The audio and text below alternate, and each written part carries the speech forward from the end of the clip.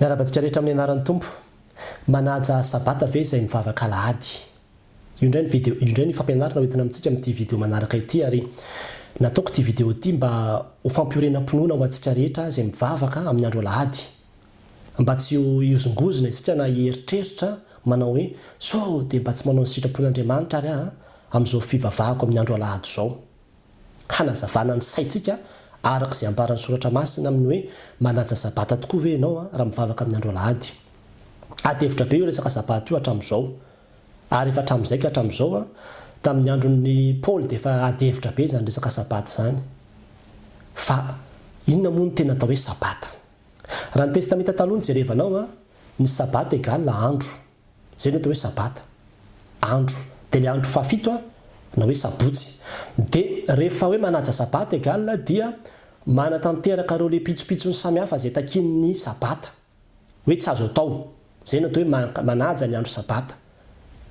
Ary ao anatin'izany pitsopitsony izany tena manahirana, tena manahirana. Izaho aloha misaotra an'Andriamanitra hoe efa naofahan'Andriamanitra tamin'izany tsika. Fa eritrereto anie raha io sabata ny testamenta taloha io izay arahan'ny jiosy, raha manana namana jiosy ianao izay mbola mankatoan'io sabata io dia tena variana ianao amin'ny fomba fankalazany zareo an'ilay sabata. Fa tena hoe manomboka zoma hariva ny atao hoe sabata. Manomboka maty masoandro dia mifarana sabotsy hariva maty masoandro.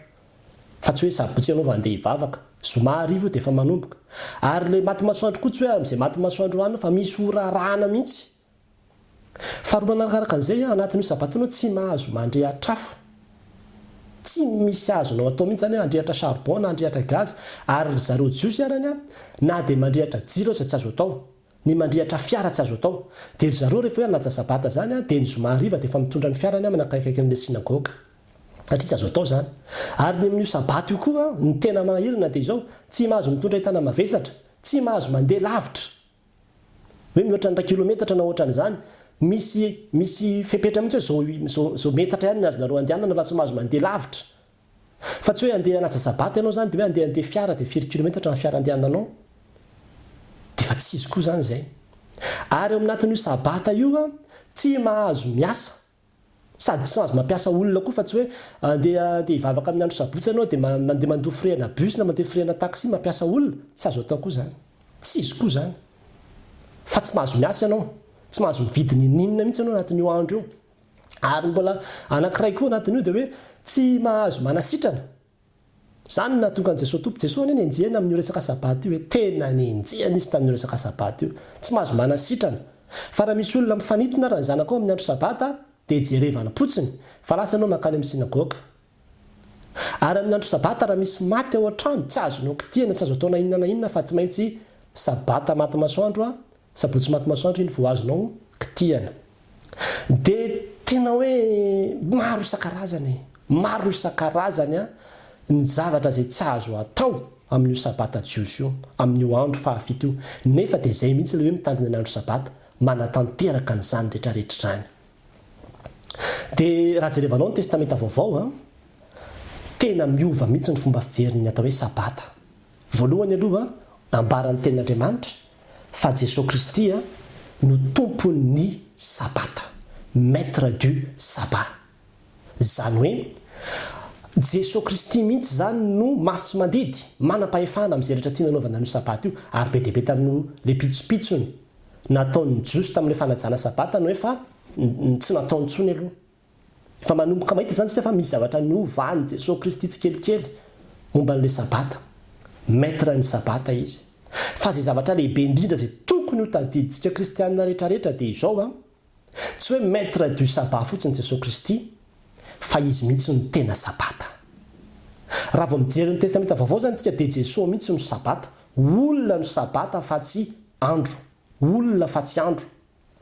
Hoy izy ny tenin'Andriamanitra any amin'ny Kolosianina 2:4-7 manao hoe koa aza vela isy tsara anareo. Satria zany reo le kristianina reo dia nitsaratsaraina hoe nareo tsy manaja sabata, nareo tsy manaja sabata. Toy izy ny tenin'Andriamanitra hoe aza vela isy tsara anareo sy Paoly. Ny amin'ny finanana, ny fisotroana, ny firaviravona, ny voalobokatra na ny sabata. Fa aloko ny zavatra ho avy ireny. Aloka. le sabata le testamenta taloha io zany dia aloka io fa ny tenan'iozy izy dia any Kristy ny tena izy zany a ny réel sabata réel dia Jesosy Kristy asa raha fantatsika ny asarobidin'izany teny zany eo no misy ny secret ny teresaka sabata ty eo amin'io teny io ity zao ny tanako dia io ny aloko ny tanako ity aloko ny tanako fa ny tena tanako a dia ity ny tena izy ity ny tena tanana fa ity aloko toy izy Paul manao hoe le sabata sy le voalombokatra sy le firaviravona samihafa reny aloka daholo reny fa ny tena réel ny tena izy dia Jesosy Kristy Jesosy Kristy no tena sabata ka niza miditra ao amin'i Jesosy Kristy dia miditra ao amin'le sabata fitsaharan'Andriamanitra izy zany ambarany Hébreo 4:7 isika zay mino izy dia miditra amin'izany fitsarana zany Hébreo 4:7 vakio tsara fa amin'ny Hébreo 4:7 dia miteny ny tenin'Andriamanitra manao hoe ijosaos izy dia nanome anareo sabata hitsara anareo dia andro ny andro fafito fa ny tena sabata ozy izy ho an'izay mino dia hiditra amin'ilay sabata misy le sabata zay nomen'Andriamanitra dia sabata fitsarana dia Kristy zany rehefa mino ny Kristy ianao dia miditra amin'ilay tena sabata dia mbola diso koa ilay fitenenana manao hoe andro alahady ny sabata tsy andro alahady tsy andro intsony ny sabata tompoko tsy andro intsony ny sabata tsy hoe novaina ny sabotsy le alahady le sabotsy tsy resaka andro intsony ny sabata fa ny tena sabata dia olona Jesosy Kristy mihitsy ny tena sabata izy ilay tena izy ka ny fanajanao andro dia mbola le fanajana aloka ihany fa ny tena izy dia ny fanajanao an'i Kristy izay natao hoe manaja sabata tsy foana mihitsy ny dity fa efa tsy andro intsony fa efa olona amin'izay nomen'Andriamanitra ny tena sabata isika fa tsy naveriny hijanona tanatin'ny aloka foana ka rehefa tonga ny tena izy aza mijanona anatin'ny aloka intsony zany akory tsy miditra hoe raha mivavaka sabotsy ianao zany dia tsy veriko ianao raha mivavaka amin'ny andro sabotsy satria tsy le andro intsony ho ny sabata fa Jesosy Kristy rehefa mino an'i Jesosy Kristy tompo sy mpamonjy ny fiainanao ianao na sabotsy na latsina ny ivavahanao dia fa famonjena ho anao daholo ny fanananao an'i Jesosy tompo fa tsy andro intsony aza pina ny famonjena ka hitenanao manao hoe mino an'i Jesosy tompo plus mivavaka amin'ny andro sabotsy égal famonjena aza pipina ohatran'izany ny famonjena fa ny sanandro sanandro eo amin'ny fiainantsika dia fa sabata foana rehefa ao amin'ny Kristy tsika fa Kristy mihitsy ny sabata izy ilay tompony maître izy no lehibe noho ny sabata manana fahefana amin'io sabata io izy satria izy mihitsy ny tena vrai sabata ka ho antsika kristiana na aza manaiky tsaratsara ny olona ny amin'izany tsika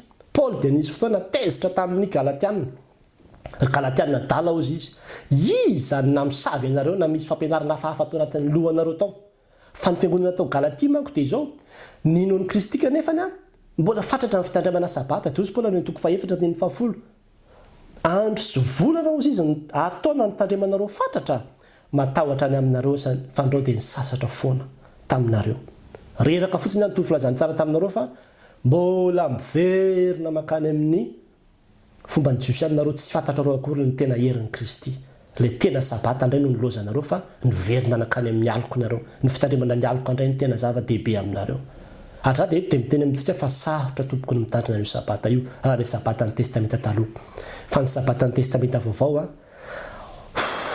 fiatsarana fiadanana tsotra ny miditra ao anatiny dia misy koa kristianina amin'izao fotoana izao hoe mivavaka alahady dia hoe tsy mahazo mivatra tsy mahazo manao an'izao mbola mitady hitondra ny olona any amin'ny aloka ihany aza hoentina any amin'ny pitsopitso nitsony ny olona fa Jesosy Kristy rehefa naniala tamin'izany rehefa nialan'ny apôstôly sy ny Kristy zany dia mbola ianao indray no mitady hitondra ny olona amin'izany zavatra rehetrarehetra zany efa nomen'Andriamanitra fahafahany sika dia izao mbola izy video anankiray ho ataoko ny amin'ny hoe nahoana moa tsika no mivavaka amin'ny andro alahady indray fa atreto aloha mba tsy ho lava loatra ity video ity dia izay ny sabata ny testamenta taloha tompoko dia andro no nitandremana ary tena hoe manaja sabata fa ny testamenta vaovao miaraka amin'ny Kristy olona Jesosy mihitsy ilay tena sabata izy mihitsy no hajaina ary lalàna mandrakizay zany ny valiny zany dia izao tena manaja sabata isika satria manaja ny Jesosy Kristy Jesosy Kristy no sabata atsika olona no sabata atsika fa tsy andro intsony tsy alahady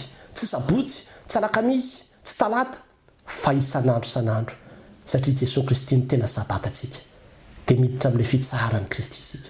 Hoy ny Hebreo 4 miditra amin'izany fitsarana izany tsika dia mahazo ny tena fitsarana, ilay tena izy dia Jesosy Kristy tompo. Aza taitra, aza matahotra, aza vela isy tsara anao ny amin'izany hoe tsy manaja sabata zany ianao, aloka daholo zany.